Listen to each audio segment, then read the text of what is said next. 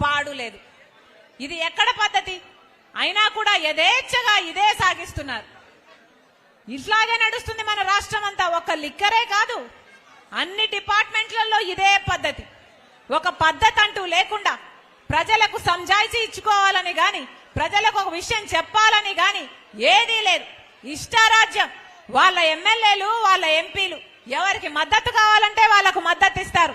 BJP party మనకు ఒక్క మేలు చేయకపోయినా, మనకు ప్రత్యేక హోదా ఇయ్యకపోయినా, మనకు పోలవరం ఇయ్యకపోయినా, మనకు రాజధాని రాకపోయినా, ఆఖరికి మన రాష్ట్రానికి తలమానికమైన వైజాగ్ స్టీల్ ప్రైవేటైజ్ అయిపోతున్నా కూడా అదే బీజేపీ పార్టీకి వీళ్ళందరూ బానిసలై పనిచేస్తున్నారు. ఇటు జగనన్న గాని, అటు తెలుగుదేశం గాని. మరి ప్రజలను అడగండి.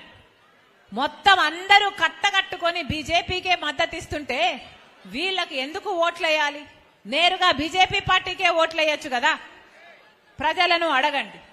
దేశం మొత్తం మీద బీజేపీ పార్టీకి అర్థము బీజేపీ పార్టీ ఏమో గాని, మన రాష్ట్రంలో మాత్రం బీజేపీ పార్టీ లేకపోయినా బీజేపీ పార్టీ వీళ్ళల్లోనే ఉంది. ఎవరిలో? బాబు, జగన్, పవన్. బి అంటే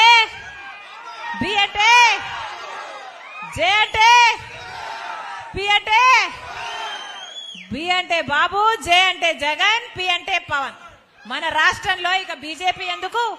వీళ్ళ ముగ్గురు ఉంటే సరిపోయింది కదా. వీళ్ళ ముగ్గురు ఉంటే ఇక బీజేపీతో అవసరం ఏముంది? ఈ ముగ్గురు ఉంటే మొత్తం రాష్ట్రం మొత్తం వాళ్ళకే బారిస్ అయిపోయాయి.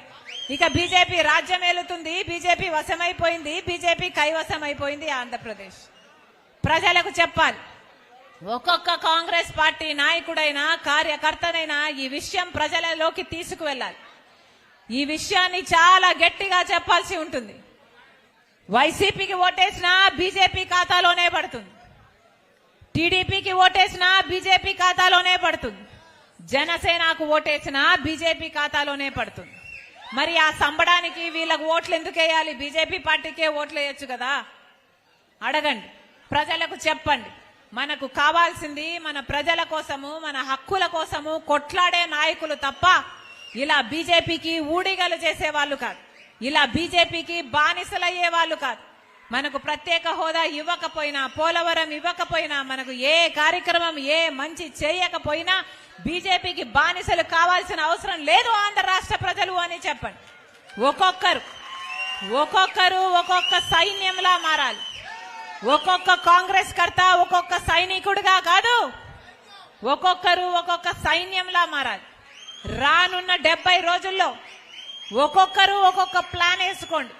నేను ఎన్ని ఇళ్లకు వెళ్ళగలను, ఎన్ని తలుపులు తట్టగలను, ఎన్ని గడపలు తొక్కగలను, ఎంతమంది హృదయాలను మార్చగలను, ఎన్ని సంఘాలను గలవగలను, ఎంతమందికి ఈ విషయం చెప్పగలను. మనకు ప్రత్యేక హోదా వస్తేనే మన రాష్ట్రం బాగుపడుతుంది, మనకు పోలవరం వస్తేనే మన రాష్ట్రం బాగుపడుతుంది, మనకు రాజధాని వస్తేనే మన రాష్ట్రం బాగుపడుతుంది. కానీ ఇవన్నీ జరగాలి అంటే ఒక్క కాంగ్రెస్ పార్టీతోనే సాధ్యం. మిగతా పార్టీలన్నీ బీజేపీకి బానిసలు. రాజశేఖర్ రెడ్డి గారు, ఇంతమంది ముస్లింస్ ఉన్నారు ఇక్కడ.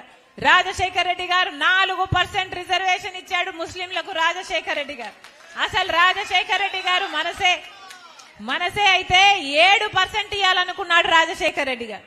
అయినా నా సుప్రీం కోర్టుకు వెళ్లి 4% అయినా సాధించాడు.